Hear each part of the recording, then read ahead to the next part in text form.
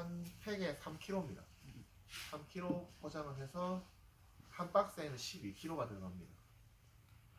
세수는 100% 일본으로 전량 수출입니다. 국내 판매는 없습니다.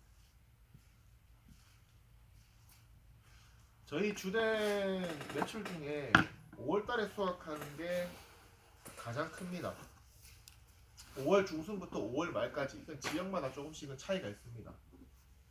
보통 5월 중순에서 5월 말까지 또는 6월 한 2일까지는 열매를 수확을 해서, 요거는 지금 양파망입니다. 양파망에 10kg씩 작업을 하는 거고, 요거 말고 콤바인망이라고 있는데, 콤바인망은 이제 약 15kg 정도 들어갑니다. 요것도 이물질 작업하고 절인 과정 거쳐서 진공 포장, 그리고 한 박스에 12kg 들어가서 이것도 100% 일본으로 전량 수출이고요. 국내 판매는 없습니다. 많은 분들이 알고 있는 건조 열매입니다. 7월 중순부터 8월 말까지 이렇게 열매를 수확을 해서 이물질 선별, 잎 제거 등을 거쳐가지고 열풍 및 냉풍으로 건조합니다. 이건 자연 건조를 하진 않고 다 기계 건조입니다. 국내 판매할 때는 이렇게 마대로 해서 20kg씩 보통 나갑니다. 소량으로 뭐 1kg, 2kg 달라고 하는 거는 이제 그거는 이제 별도로 팩에다가 이렇게 해서 보내주기도 합니다. 일본으로 나갈 때는 이렇게 한 박스에 20kg씩 해가지고 나가고 있습니다.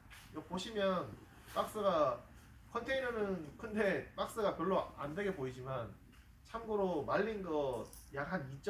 평균적으로 보면 한 2.5kg를 말려야 1kg만 나옵니다. 요거는 지금 1.2톤의 양인데 실제로 센 거 기준으로 보면은 아마 3톤이 넘어갈 겁니다. 열매로 3톤이. 저희가 재배단지를 조성하는 추진 배경이 목적입니다. 이미 초피는 뛰어난 양미 효과를 나타내는 성분이 다량 함유되어 있고 향신료로서도 사용 가치가 굉장히 우수합니다. 그리고 기존에 열매와 세수는 일본으로 수출되고 있었지만 최근은 국내 기업에서 특히 식품, 바이오, 화장품 업체 쪽에서 많은 관심을 갖고 주된 원료로 사용되고 있습니다. 아시다시피 이거는 전국 공통 사항인데 농촌의 고령화에서 일손이 부족하고 이상 기후로 매년 생산량이 감소돼서 반대로 수요는 계속 증가하고 있어 가격이 아마 우리나라에서 생산된 이후로 가격이 제일 높을 겁니다.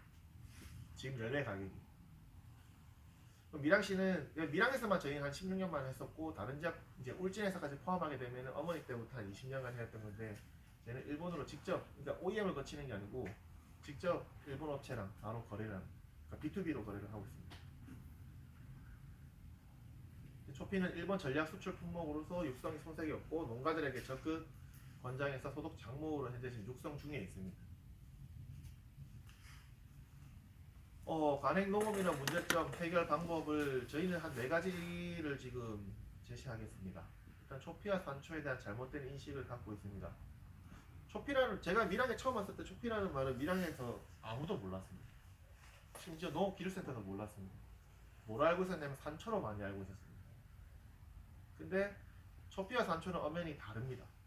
산초 같은 경우는 보통 기름을 짜서 국내에만 주로 유통되지만 초피는 한 4, 50년 전부터, 오래전부터 거의 수출이 80이고 국내에서 약 한 20%는 유통됐었습니다. 근데 왜 이게 초피가 산초로 많이 사람들이 알고 있냐면 일본에서 표현 자체가 산쇼입니다.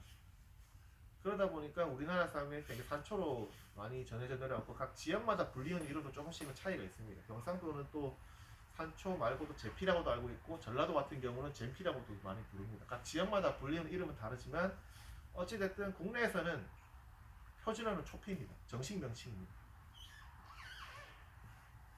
뒤에 가서 설명 한 번 더 드리겠지만 저희가 밀양에 왔을 때, 제가 이제 2019년에 밀양에 왔을 때는 또 산초라고 알고 있어가지고 실제로 그렇게도 기사가 났습니다.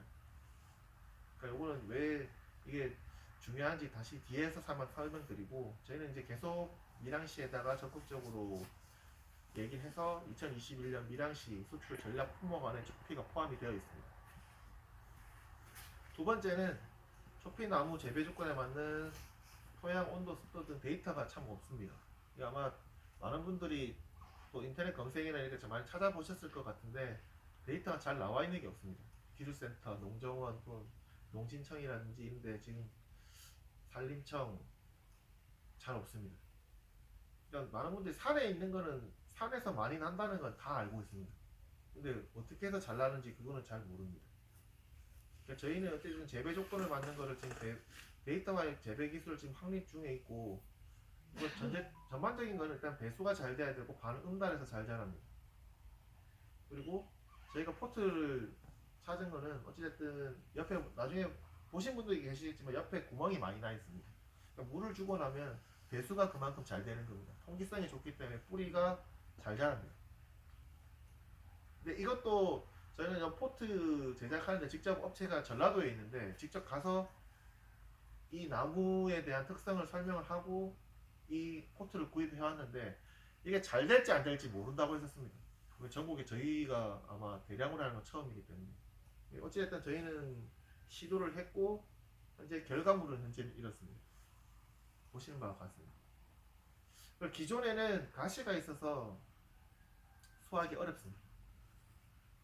하루에 한 사람이 생산량이 그 수확할 수 있는 양으로 치면 이건 평균입니다. 한 일반 사람만 7에서 8kg 값입니다. 새벽같이 나가가지고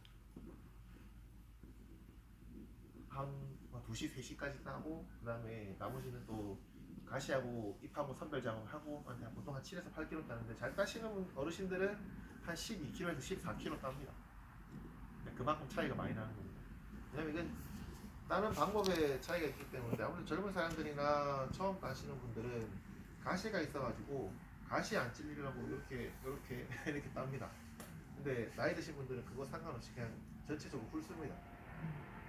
그러니까 작업 속도가 그만큼 빠른 겁니다. 그리고 가시가 있어서 요즘은 농촌 고령화 때문에 하루에 수확할 수 있는 양이 너무 작다 보니까 방법을 찾은 겁니다. 전목묘 접을 붙이게 됐을 때는 가시가 없거나 조금 납니다. 100% 가시가 없진 않습니다. 대신에 가시가 극도로 작습니다. 그리고 열매 수확량은 훨씬 더 많습니다. 그래서 하루에 한 사람이 수확할 수 있는 양도 보통 뭐 일반 가시 나는 것보다 거의 한 2배 정도 이상은 저희는 생각을 하고 있습니다. 네 번째는 수요 대비 생산량이 부족하고 지금 경쟁이 심화되고 있는 상황입니다. 그래서 가격이 너무 많이 올랐고 저희는 전국에 어쨌든 재배단지 조성을 해서 생산 농가와 계약 재배를 통해 가격 안정화시키는 게 가장 주된 목표입니다. 이렇게 가시가 있는 것도 접을 붙여가지고 이렇게 포트에도 재배를 하고 이건 3년생이 이 정도입니다. 근데 이거는 아마 토양의 조건에 따라 크기는 다 다를 겁니다. 나무 자체의 DNA나 이런 것들을 봤을 때도 다 다르고 요거는 3년 정도는 잘난 케이스입니다.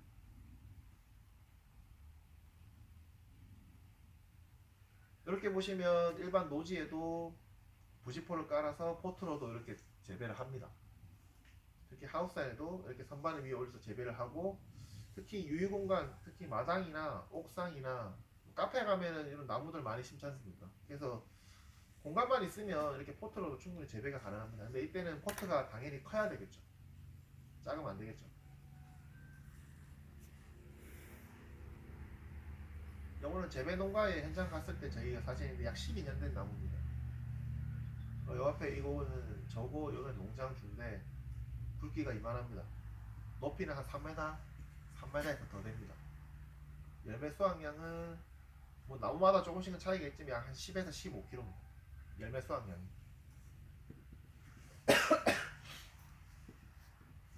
10에서 높이도 높지만 열매가 10에서 15kg 정도 달리면 나무가 이렇게 처집니다. 그러면 사다리를 통해 가지고 수확할 수 있는 정도는 충분합니다. 물론 요거는 이제 산에 있기 때문에 전지 작업이나 이렇게 수경을 잡아주지 않은 상태라서 그렇지 나중에 재배를 했을 때는 전지 작업도 해야 되고 높이 자라는 것보다는 옆으로 자랄 수 있게끔 작업을 해줘야 됩니다. 요거는 저희가 이제 상동에 보면은 하우스 안에다 먼저 테스트를 해본 겁니다. 하우스 안에다가 저희가 이제 포트를 해가지고 접목을 했을 때 접목 부위에서 약 한 40cm에서 50cm는 위에 다 잘랐습니다. 다 잘라가지고 요거는 한 4월 중순, 4월 말쯤 됐을 때 이렇게 잎이 자란 겁니다. 그래서 저희는 하우스 재배하는 충분히 가능하겠다는 판단 하에 여러분이 계신 여기 부북 추나이에다가 지금 이렇게 크게 더 지은 겁니다. 성장성을 한번 보면 농민신문에서는 이미 기사에도 보면 초피는 수출 유망 품목으로도 이미 기사가 났었습니다. 그리고 요즘 젊은 사람들 인기가 많은 마라탕이나 허거에 들어가는 여기 주된 향신료가 초피입니다.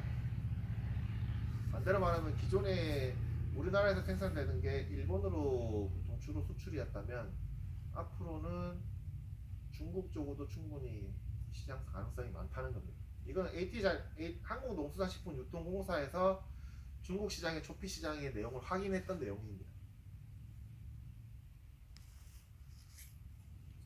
아까 앞에 말씀드린 바와 같이 제가 이제 들어와서 밀양에 이거를 적극적으로 지금 2019년도부터 알리고 있는데 기사에 보면은 이렇게 산초 20톤 일본으로 수출 이렇게 돼 있습니다. 이 기사 플랜카드도 보면은 산초 가로 열고 초피 이렇게 뭐 사람들이 이제 기사를 볼 때 플랜카드보다는 아마 큰 제목을 보고 하겠죠.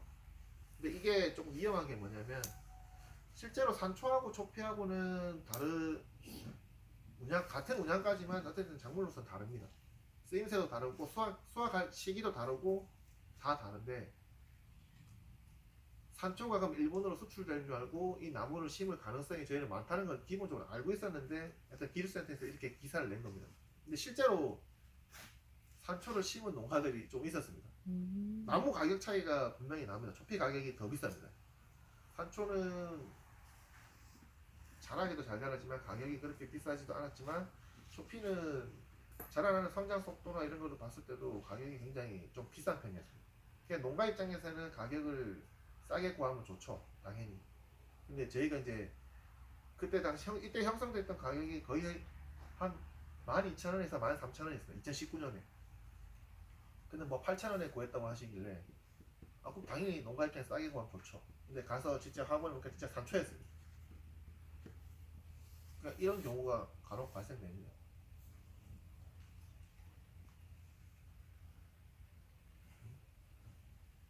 그러니까 저희는 밀양시에다 계속 적극적으로 얘기해서 이렇게 수출 전략 품목 포함 안에 초피가 지금 포함이 되어 있습니다.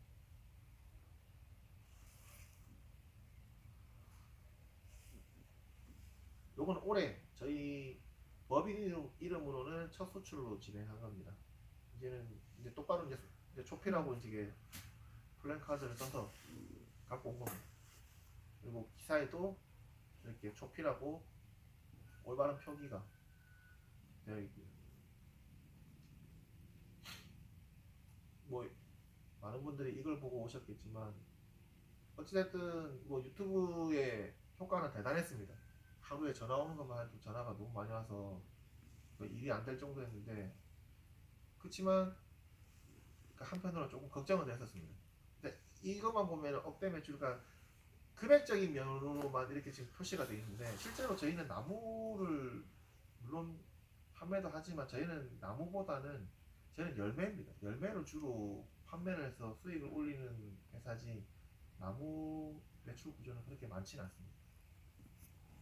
그리고 저희가 갖고 있는 땅은 한정적으로 되어 있기 때문에 저희랑 협력할 수 있는 생산 농가를 많이 찾고 있습니다. 저희가 모든 걸 다 재배하고 하면 그만한 땅이 있으면 좋겠지만 저희가 재배할 수 있는 땅은 약 한 2,500평에서 3,000평 정도밖에 안 됩니다. 근데 그것보다는 기존에 은퇴를 4, 5년 정도 앞두거나 또는 기존에 농사 짓는 분들이 다른 작물로 할지 고민해 보시는 분들 위주로 요거를 많이 말씀을 드립니다. 아마 단기간에 소득을 그러니까 노동력은 적게 들면서 단기간에 소득을 올릴 수 있는 작물 중에 초피가 거의 한 베스트 안에 들 겁니다. 이거는 이제 기존에 저희가 이제 월, 수, 금, 토 이렇게 많은 분들을 모셔가지고 했던 건데 농사 짓는 분 특히 초피 농사 짓는 분도 마찬가지지만 일반 과수 그러니까 배, 사과, 대추 또는 뭐 단감 그러니까 이런 거에 비하면 노동력에 비해서 매출은 훨씬 높습니다. 이거는 경제성 분석을 하는 건데 이거는 뭐 23,000원으로 돼 있지만 2021년 기준, 2022년 기준 약 한 28,000원입니다. 그러면 어쨌든 총 매출은 3년생, 5년생, 7년에서 8년, 10년생 이상. 그러니까 성목 기준은 저희는 7년에서 8년을 봅니다. 그러면 이건 예상 수확량이지 이거보다 더 많을 수도 있고 적을 수도 있습니다. 그 어떻게 관리를 하고 토양이나 관리 어떻게 했을 때 따라 다른 거지. 그러니까 총 매출액 대비 예상 수익률 이걸 잘 보시면 됩니다. 그러니까 저희는 전체 매출액의 예상 수익률은 약 50% 이상이라고 봅니다. 그러니까 노동력이 들어가는 거는 실제로 일반 노지에 했을 때는 관수 시설을 해주시는 게 좋습니다. 대부분 농가에서 알고 있는 기본 상식은 산에는 관수 시설을 안 했는데도 나무가 잘 자란다는 말을 많이 합니다. 근데 지금 산에는 어쨌든 접근성이나 이런 것들이 안 좋기 때문에 지금 대부분 밑으로 접근성이 좋은 논밭으로 내려오고 있는 겁니다. 그러면 이런 관수 시설 설치는 무조건 해줘야 됩니다. 그리고 영양분을 잘 줘야 나무가 잘 자라지 않습니까? 그러니까 이것도 고민을 많이 해봐야 될 부분입니다. 너무 많이 줘도 안 되지만 너무 적게 줘도 안 됩니다.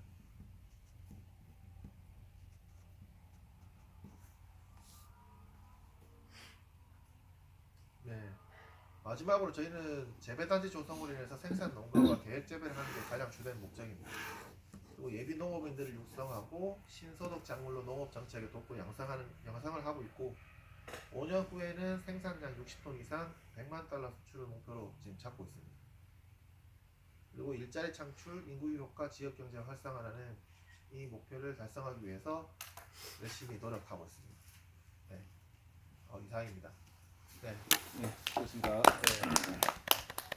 일단 궁금한 내용들이 있으시면